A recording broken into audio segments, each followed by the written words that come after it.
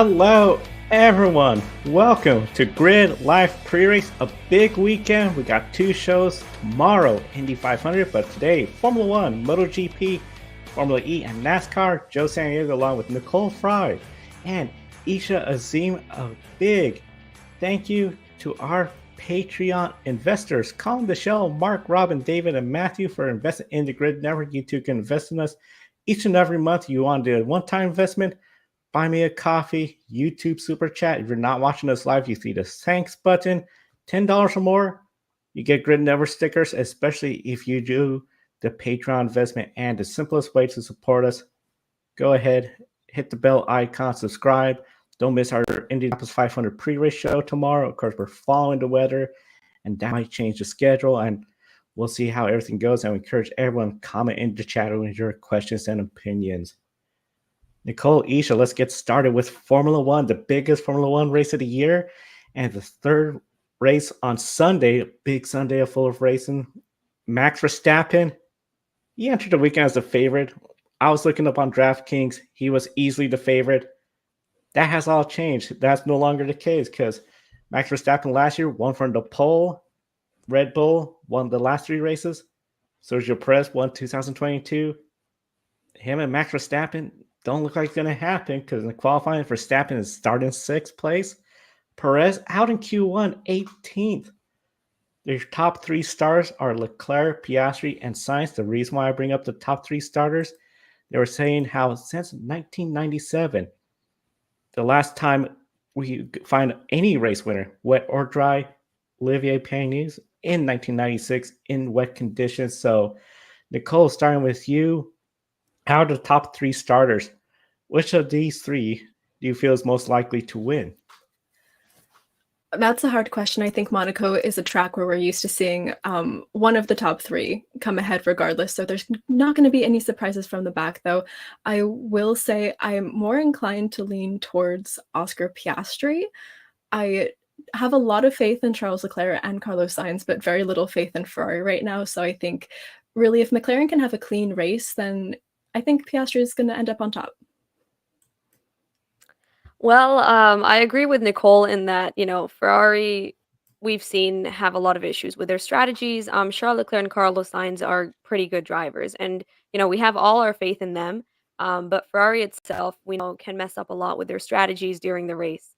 However, I am still going to be optimistic and hopeful, and I'm going to say that I think Charles Leclerc is going to take the win for tomorrow.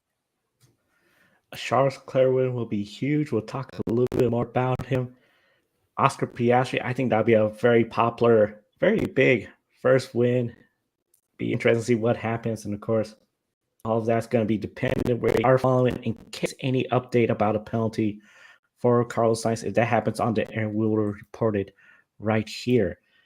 Now, of course, after qualifying, one of the big things, Max Verstappen, he said the car felt slippery. He was pushing it until he hit the wall, and that was the big thing that ruined his day. When that last run, hitting the wall, bailed the lap, he's stuck in 6th place. The chances are slim, but anything can happen when it comes to Monaco. We were talking about 1996 when it was wet weather.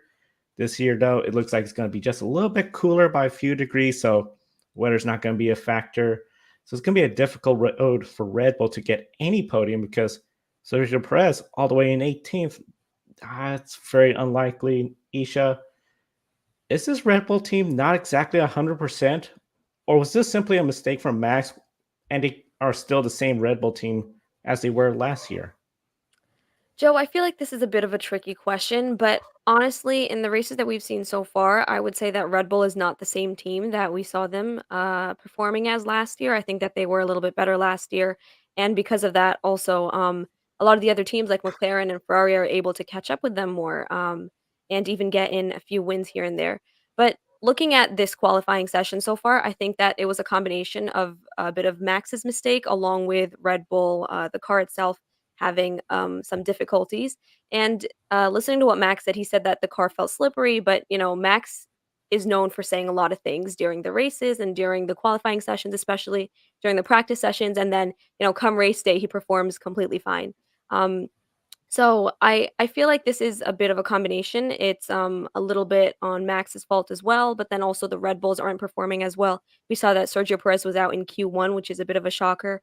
So I don't see the Red Bulls performing too well tomorrow for the race.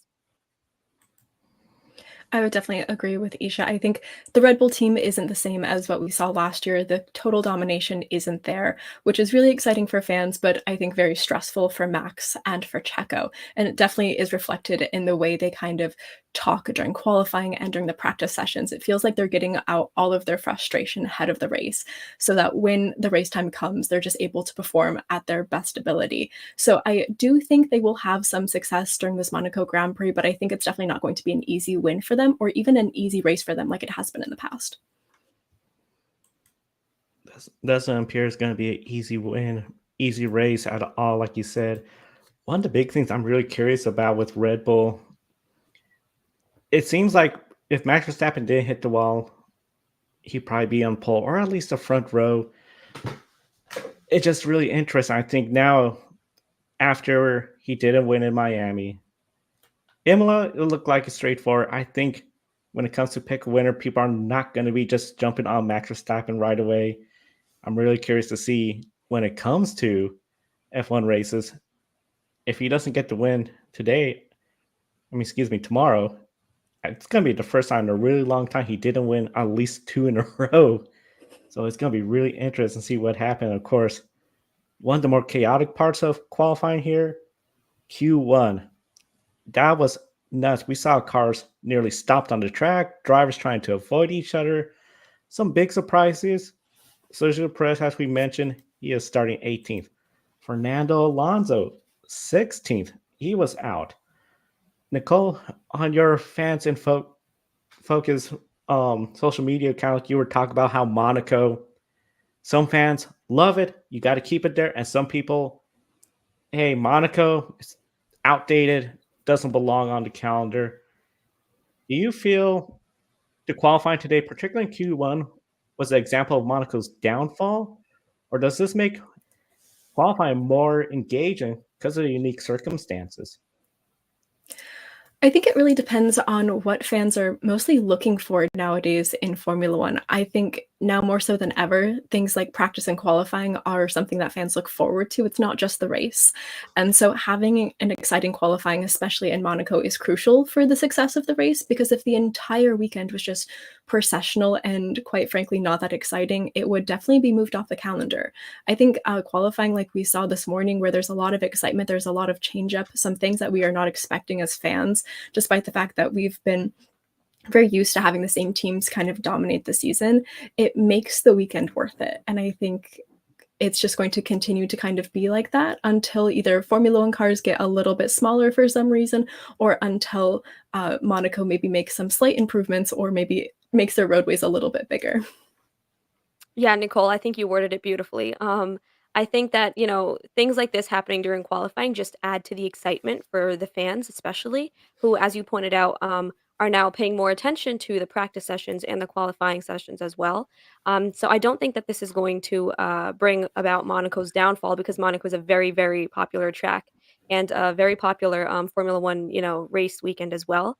I think that if anything, it's going to highlight how exciting the track is and how uh, fun it is for the fans to pay attention to in Monaco for the race weekend. So I don't think that this is going to bring any negative association with this Grand Prix. I had to make a unanimous. I felt especially top 18, less than a second apart. That's phenomenal stuff. And people are engaged into qualifying. That's just good for F1 in general and any sport where you have a good crowd showing up for qualifying. Now, let's go ahead and do.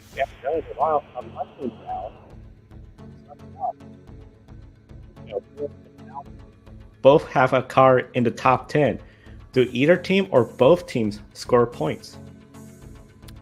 At first when I was looking at this question, I was going to say that neither of the teams was going to score points, but I think now I'm going to change my answer, and I think that we'll have one Williams with Alex Albon scoring points. I would agree. I think Williams is the most likely to score points out of the weekend. I don't think the Alpine has it in them quite yet. Lewis Hamilton, Max Verstappen, they're starting near each other. Any concerns about contact between the two of them, Nicole? I think there's always a little bit of a concern about contact at Monaco, so I think it's likely, but I don't think it's going to be malicious or intentional. Yeah, I agree with Nicole. I don't think it's going to be done on purpose, but I think the likelihood of it happening is very high. Kick Sauber, they're starting 19th and 20th. Lousy season, nothing going on. Are those two going to be the last two to finish the race running? So, assuming they're running this race still. You know what? I think that they're going to finish a little bit higher up than that. I don't think they're going to be the last two places. Oh, I'm going to disagree. I think they're going to be down at the very bottom if they finish the race. We'll see. Fernando Alonso starting 16th. Will he be able to get into the top 10? I hope so. I'm going to wear his jersey, so I'm hoping that he will at least get a couple of points to make it worth it. Yeah, I think it's likely. I think he's going to be able to get into the top 10 and score some points. And Kevin Magnussen, he is again starting behind Nico Hulkenberg. Does he race cleaner, or considering his many penalty points, race differently? I would hope so. I think he should race cleaner, but knowing Kevin Magnussen, I don't think he's going to, because if he sees some challenge or, a possible opportunity on the track, I think he's going to take it. And I think that could result in him getting some more points. I would agree, especially in Monaco. I think the opportunity always looks like it's there, but the track has other plans. So I think it's likely that it's not going to be as clean of a race as we're kind of hoping for. It's going to be really interesting what happens with Kevin Magnussen, the Haas team. Speaking of Haas, let's talk about a situation with their owner, Gene Haas. Of course, he is the sole owner of the F1 team, but he's co-owner of Stewart-Haas Racing, which used to be 100% owned by him, Haas Racing, before Tony Stewart joined. Rumors over in the NASCAR circle is that team, Stewart-Haas Racing, is going to dissolve, disappearing after the season. So there are rumors of drivers looking for new rides, team members looking for new teams to go to, and with their charter system, a big payday for Gene Haas.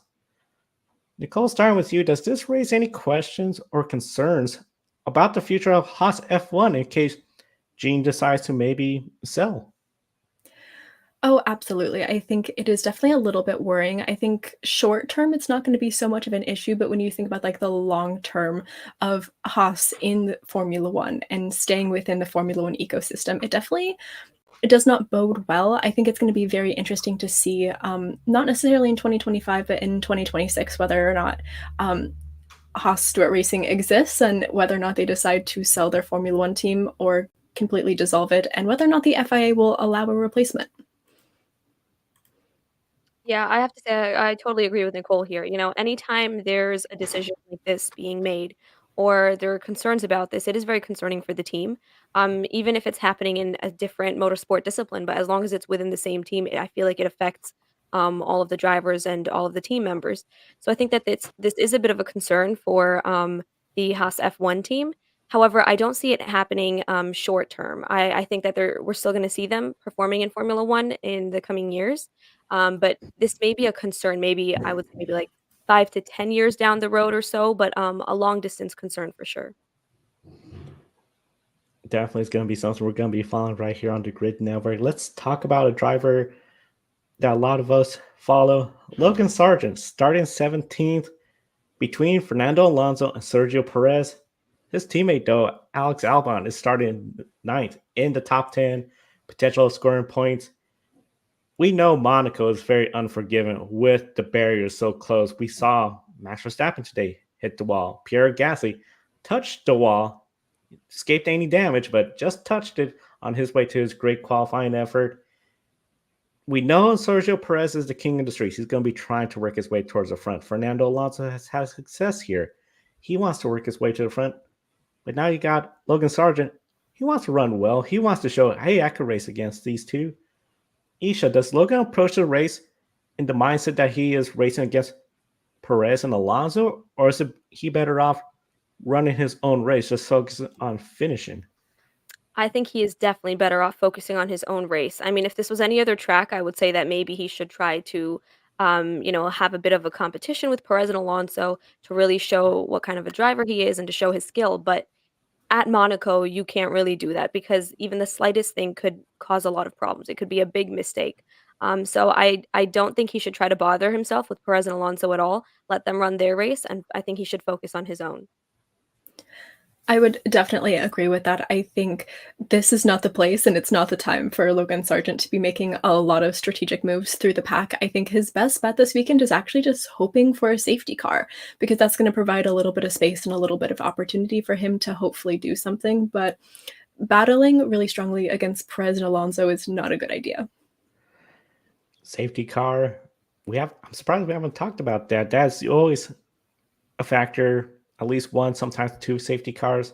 You time that right, you could leapfrog everybody with strategy, especially with weather not being an issue. That could be something that teams will be literally looking for if a driver is in trouble. One driver that's hoping for no trouble at all. Again, on the pole, Charles Leclerc. Many have brought up the curse he seems to have with this track. He has not won in his home country race.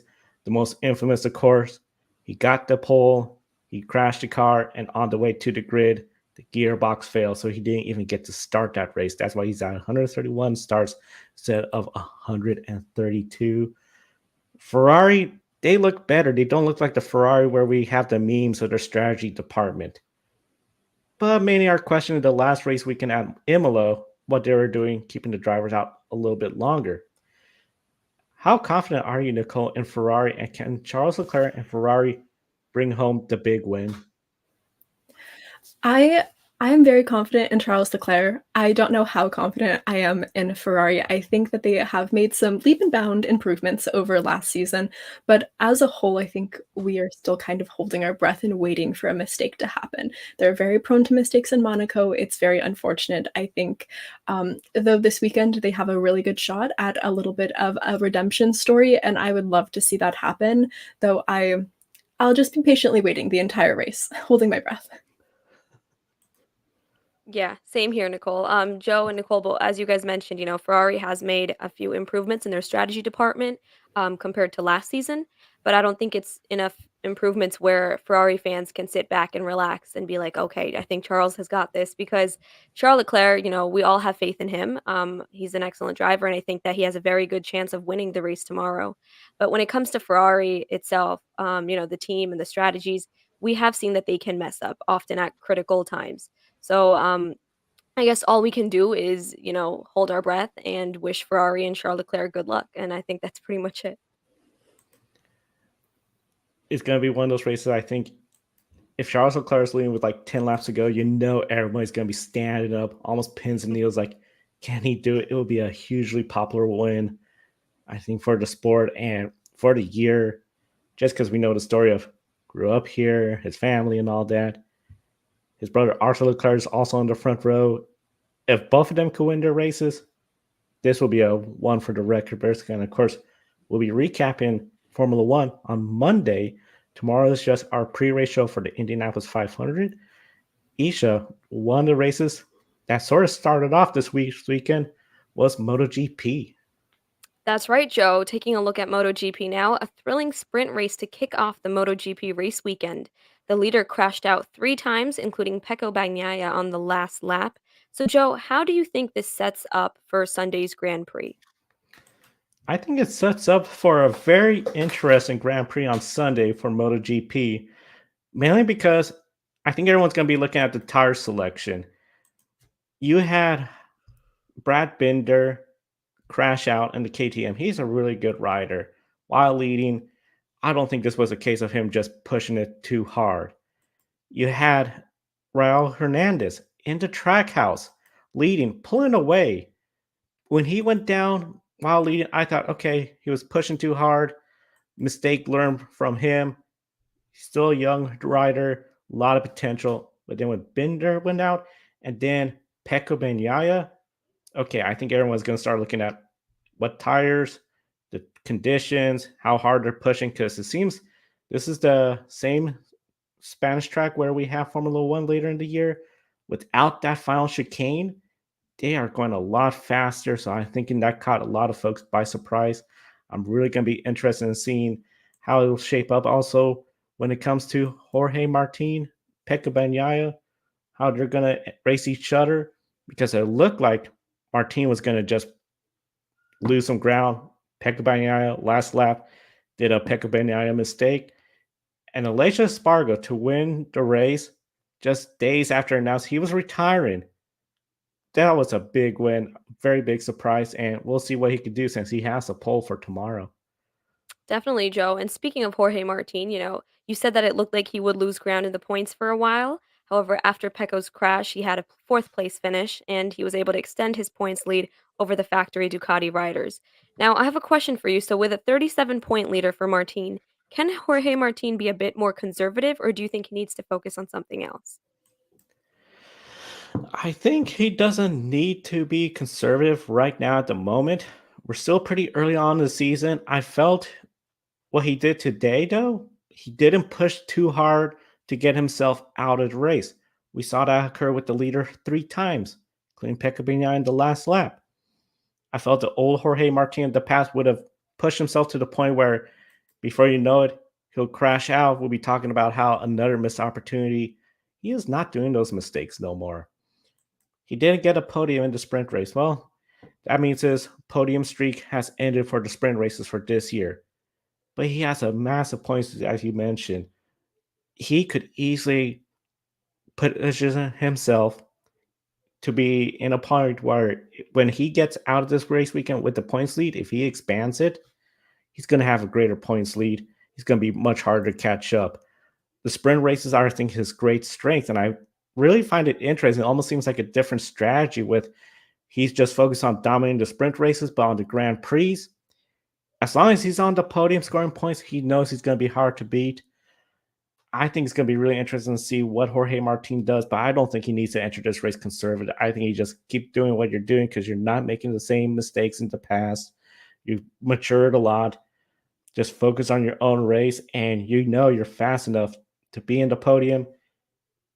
If you don't get the race win, or worse, you don't get the podium, you have a 37-point lead at 25 points max. As long as you're scoring points, you're going to have a nice, healthy lead going to the next few race weekends. Yep, that's right, Joe. And now with that, let us switch gears over to Formula E in Shanghai, China, where it's hosting the inaugural Shanghai E Prix. Now, race one saw a dramatic end with Mitch Evans making a last lap pass on Pascal Wehrlein. Nick Cassidy is in third place to maintain the points lead, and Cassidy was not happy with how Jaguar managed the race between him and Evans. Cassidy had more energy than Evans and was never allowed to make a winning move. So, Joe, do you fault Jaguar for how they managed this race? And do you think that this could potentially grow into a bigger issue? I don't necessarily fault Jaguar. I think what I'm getting the sense was Jaguar, they're allowing the two to race each other. But the big thing is when they came to the finish, looking at the point stands, Mitch Evans is fourth right now.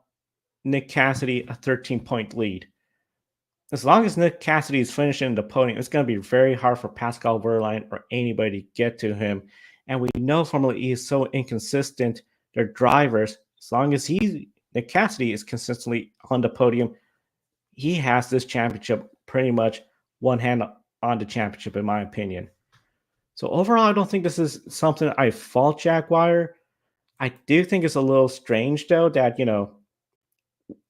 with Jaguar, Mitch Evans has been there for quite some time.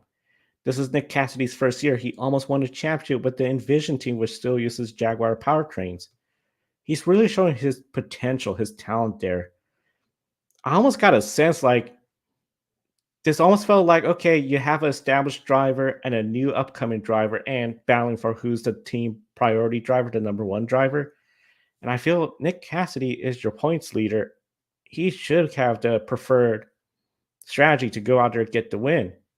Now, I think they're going to fix it up, clarify it, but I do think it could be a little bit of a concern if Mitch Evans, who still wants to keep his championship hopes alive, been there for a long time with the team, feels like, hey, I'm just trying to get around two more drivers and then Nick Cassidy. So it's going to be really interesting, but I don't really fault Jaguar for it. I think they just let the two race, and at the end, I also feel Nick Cassidy just waited a little too long that last lap to make a move. Yes, definitely. And speaking of the championship, Nick Cassidy is still the points leader in the Formula E standing. One more race. And what was interesting is that we did not have a big Peloton race. Now, many people did expect to have a Peloton style race like Portland, especially given how wide this track is. However, we did see many single files, and the field is much more spread out. So, Joe, do you expect a similar race for race two or something different? I'm thinking we're going to see similar in the aspect when you start the race, you're going to have that big pack entering the first couple corners, all racing each other. But as we get to the chicane again, we're going to see that last chicane really seems to just make everyone single file. I think you're going to see that, especially on the long straightaways. But I do think the difference will be at the end of the race where you're going to see a driver like Nick Cassidy. He's not going to wait around as long as he did. I think a lot of him realized that last lap, I cannot make this pass alone. If I get blocked by Pascal Wehrlein, it makes it really hard. The drivers, they're going to be physical. It's a wide track, but that last chicane just closes up so much. I think you're going to see a more interesting final 5 laps.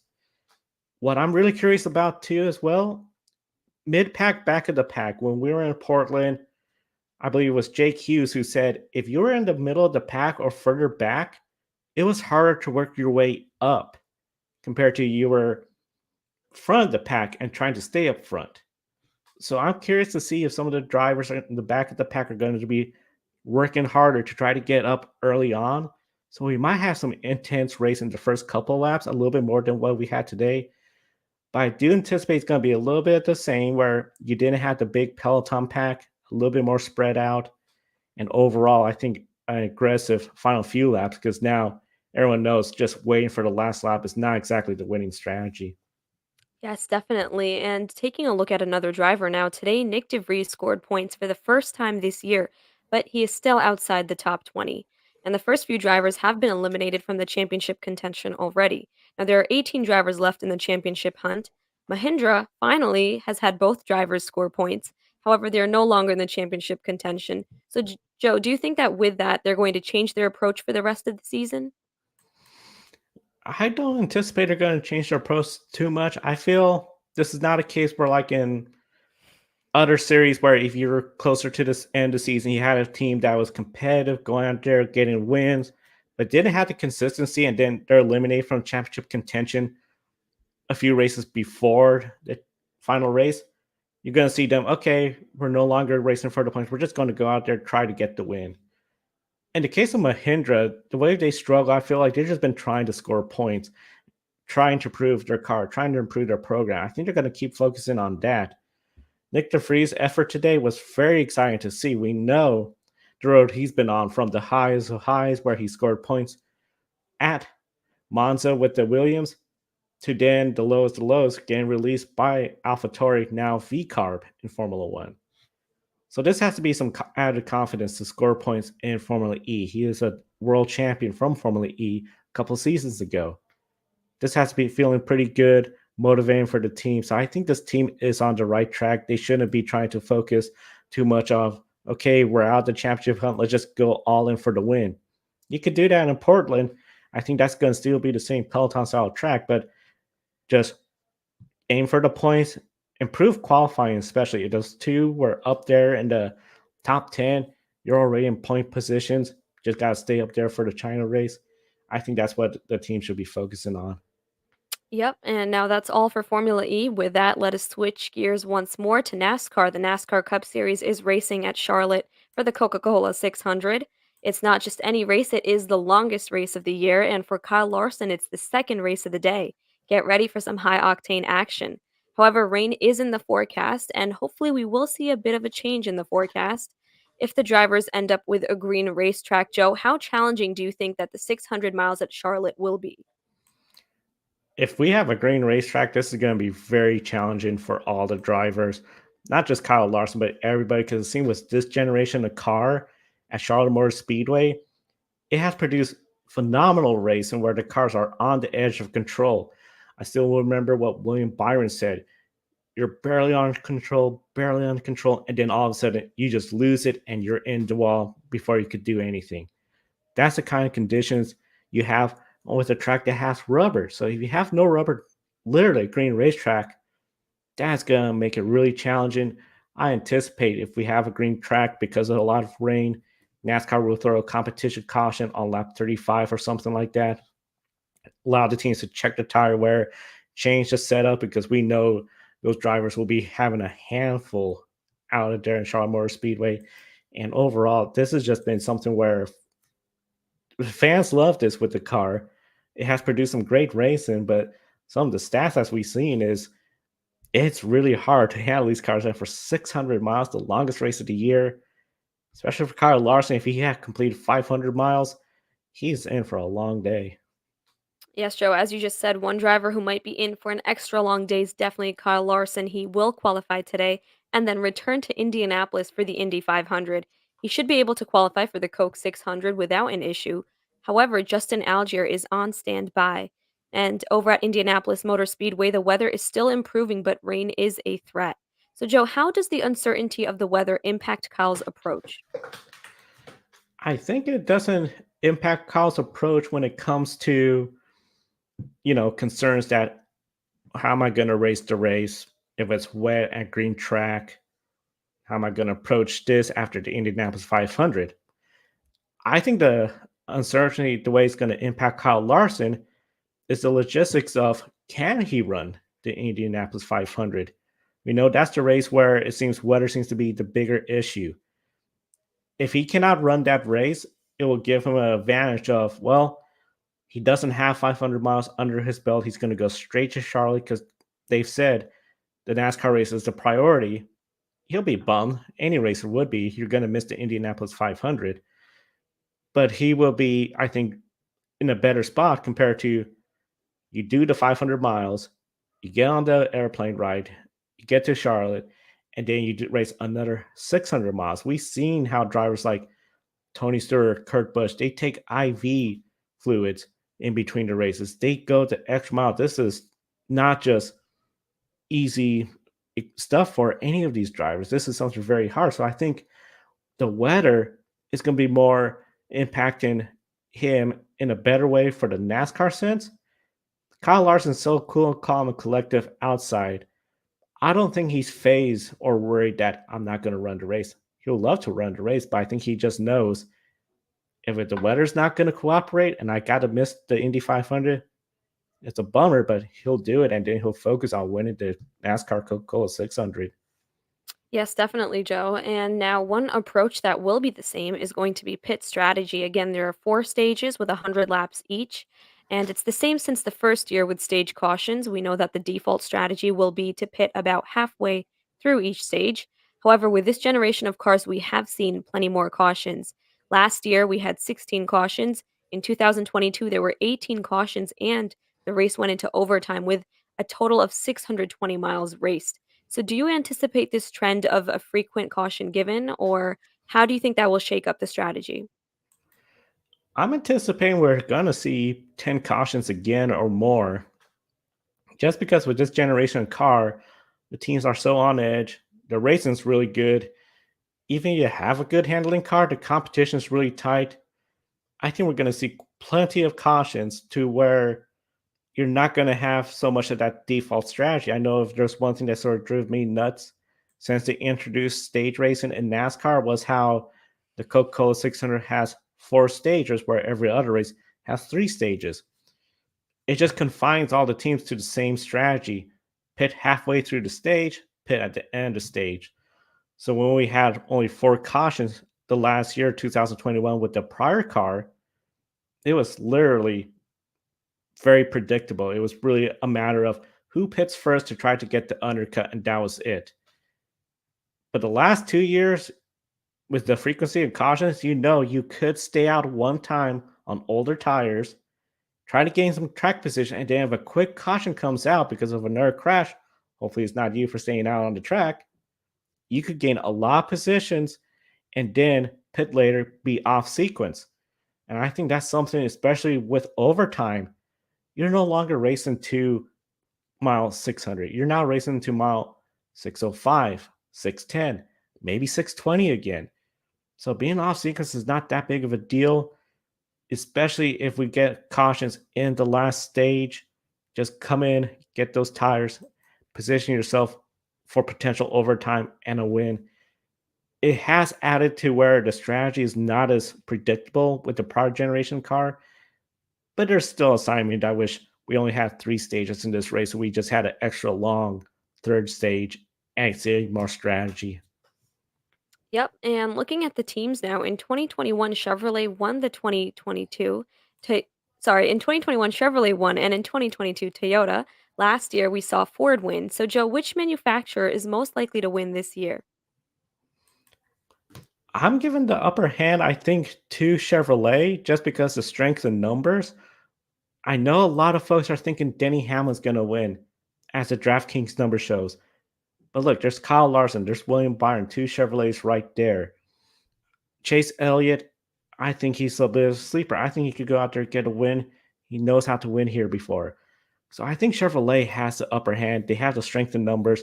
Toyota, you really got 4 from Joe Gibbs Racing, the 2 for 2311, but their pit crews are so unreliable.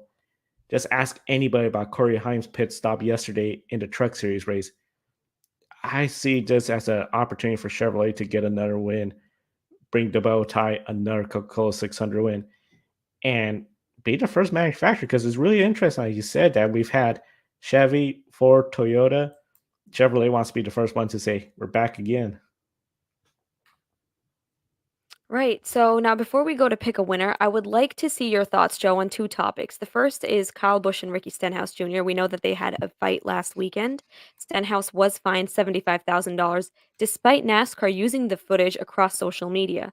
The second question is rumored that Stewart Haas Racing may dissolve and that all 4 drivers will be looking for a ride. So, Joe, what are your thoughts on Stenhouse fine and the rumor of Stewart Haas? I have to agree with the drivers like Chase Elliott, Ricky Stenhouse Jr. You're going to find him $75,000 for punching Kyle Busch, but then you plaster it all over social media. You make memes of it. I get it. You're getting NASCAR in front of everybody. I get it too that NASCAR doesn't want to encourage drivers. Hey, something minor happens, go out there, punch a driver, and we're going to use it as social media content. But a $75,000 fine, I cannot remember another fine for a punch that large. And I've seen plenty of them from when Michael Waltrip punched Lake Speed, Kyle Busch, attacking Joey Logano, Brad Keselowski, Jeff Gordon, Jeff Burton. And I felt in the past, NASCAR would occasionally use the footage. A lot of times, fans, social media accounts from other users will spread it across. But you didn't see NASCAR plaster it everywhere like they did with this one. I understand this one has some comedic effect. The way Ricky Stenhouse was posing, waiting for Kyle Busch saying, we both suck. I mean, it was just something where I felt NASCAR may want to reevaluate their stance on, okay, we want the drivers to be themselves. We want them to, stand up for themselves.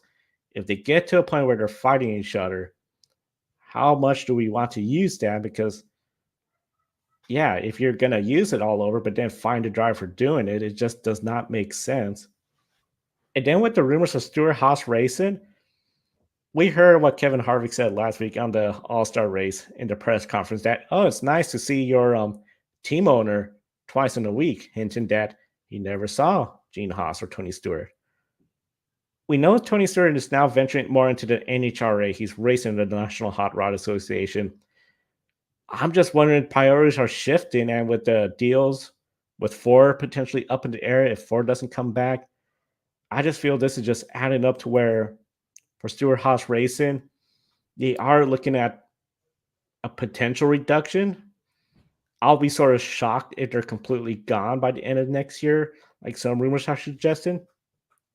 Just because this team came together with Tony Stewart, Gene Haas, they have a championship with Tony Stewart. They have a championship with Kevin Harvick.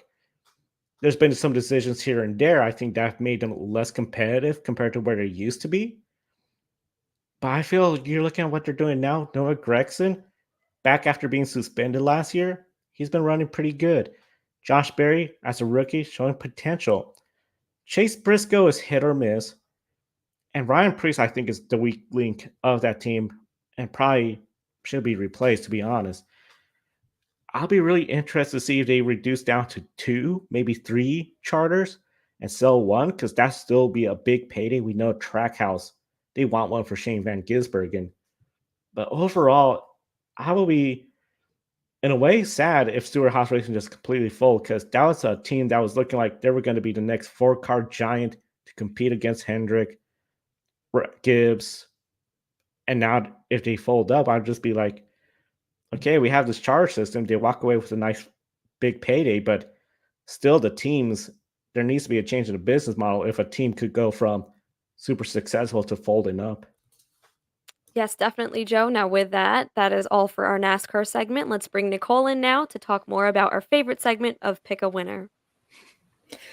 It is definitely going to be an exciting weekend with so many different series racing. Both Matt and Alex F. from Twitter correctly guessed Mitch Evans to win the first Formula E race in Shanghai, but nobody got the MotoGP Sprint winner, unfortunately, so no one gets the 10 bonus points. But it's time to make our picks. We're going to start with Formula 1 in Monaco.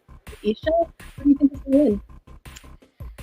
Well, this is the one weekend where I'm actually kind of excited because I don't feel like I have to pick Max Verstappen. I am going to go with Charles Leclerc. That's going to be my pick.